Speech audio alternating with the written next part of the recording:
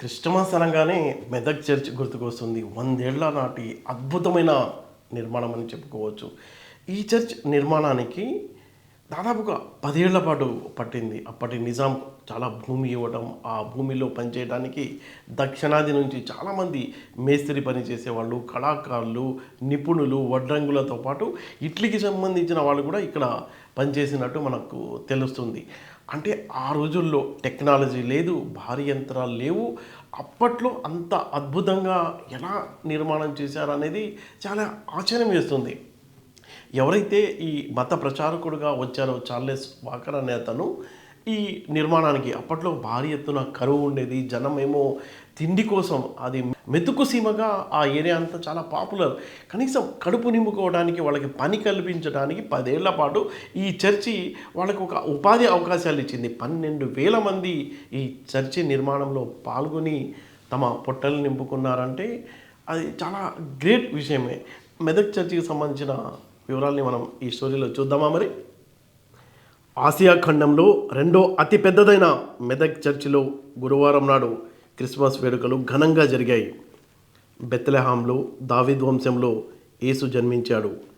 యేసును కలిగిన బిడ్డలు నిస్వార్థంగా ఆలోచించాలి. ఈ స్వార్థ లోకంలో ప్రతిదీ నాది అనే ఆలోచనతో ఉంటున్నారు. ప్రతి ఒక్కరూ నిస్వార్థమైన ప్రార్థనలు చేయాలి. స్వార్థం అనేది మరియమ్మలో లేదు.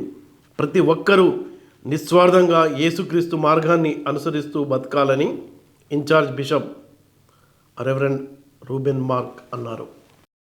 తమ సహోదరులను సహోదరులను క్షమించి మనస్ఫూర్తైన పశ్చాత్తాపముతోనూ నిజమైన విశ్వాసంతోనూ తన వైపున వారందరికీ పాపములను క్షమించునని తన గొప్ప కనికరల మాట ఇచ్చున్నాడు.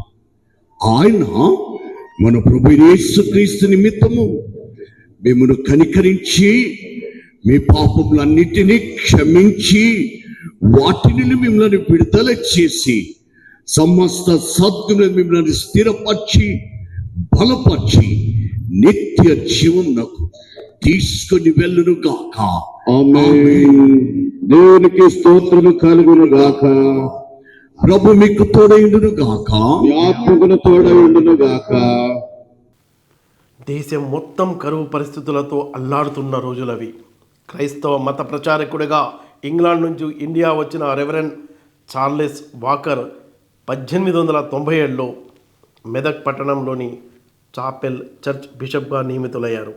ప్రజలకు ఉపాధి కల్పించాలన్న ఉద్దేశంతో చర్చ్ నిర్మించాలనుకున్నాడు. వెంటనే అప్పటి నిజాం రాజును కలిశాడు. 6వ నిజాం మీర్ మెహబూబ్ అలీ ఖాన్ ఈ చర్చ్ నిర్మాణానికి 1000 ఎకరాల భూమిని కేటాయించారు. 1914లో ప్రారంభమైన చర్చ్ నిర్మాణం 1924 డిసెంబర్ 25న పూర్తయింది.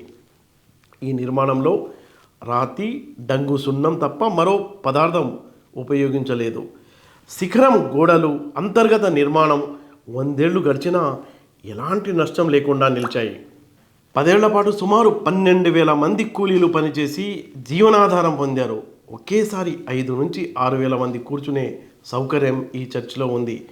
1924 డిసెంబర్ 25న ఈ చర్చ్ నిర్మాణం పూర్తయింది. అప్పట్లోనే 14 లక్షల రూపాయలు ఖర్చయిందని చారిత్రక వారసత్వాల కట్టడాల పరిరక్షణ సంస్థ ఇంటాక్ పాలక మండలి సభ్యురాలు పి అనురాధారెడ్డి ఫెడరల్ తెలంగాణతో తెలిపారు. టెక్నాలజీ, భారీ యంత్రాలు అందుబాటులో లేని ఆ రోజుల్లోనే ఊహకందని రీతిలో అద్భుతంగా ఈ చర్చిని నిర్మించారు. పూర్తిగా రాళ్ళు, డంగు, సున్నంతోనే నిర్మాణం పూర్తి చేశారు. విడి భాగాలన్నింటినీ ముందుగా తయారు చేసుకుని తర్వాత వాటిని క్రమంగా కలపడం అనే నూతన ప్రక్రియకు ఆనాడే పునాది వేశారు. మన దేశంలో ఈ తరహా నిర్మాణం ఇదే మొదటిదని చరిత్రకారుడు మహమ్మద్ గియాజుద్దీన్ అక్బర్ చెప్పారు. గోతిక్ శైలిలో రూపుదిద్దుకున్న మెదక్ చర్చ్ మెయిన్ టవర్ ఎత్తు 173 అడుగులు, పొడవు 200 అడుగులు, వెడల్పు 100 అడుగులు ఉంది. మెయిన్ ఎంట్రన్స్కు ఎదురుగా కుడి ఎడమల వైపు ఉండే అద్దాల కిటికీలు ఈ చర్చిలో స్పెషల్ అట్రాక్షన్. తూర్పు దిక్కున ఉన్న కిటికీ అద్దం మీద యేసుక్రీస్తు పుట్టుక, పడమర వైపు యేసు శిలువ, ఉత్తర దిశలో క్రీస్తు సజీవుడై లేచిన దృశ్యాలు కనిపిస్తాయి. చిన్న చిన్న రంగుల అద్దాలతో ఈ 3 కిటికీల్లో యేసుక్రీస్తు జన్మ వృత్తాంతాన్ని పొందుపరిచారు ఇంగ్లాండ్కు చెందిన కళాకారుడు సాలిస్బెరీ. వెలుపలి వైపు నుంచి సూర్యకాంతి పడ్డప్పుడు మాత్రమే లోపలి వాళ్ళకి కిటికీల్లో నిక్షిప్తమైన దృశ్యాలు కనిపించడం వాటి ప్రత్యేకత అని Deccan heritage managing trustee doctor Mohammed Safiullah federal తెలంగాణతో తెలిపారు.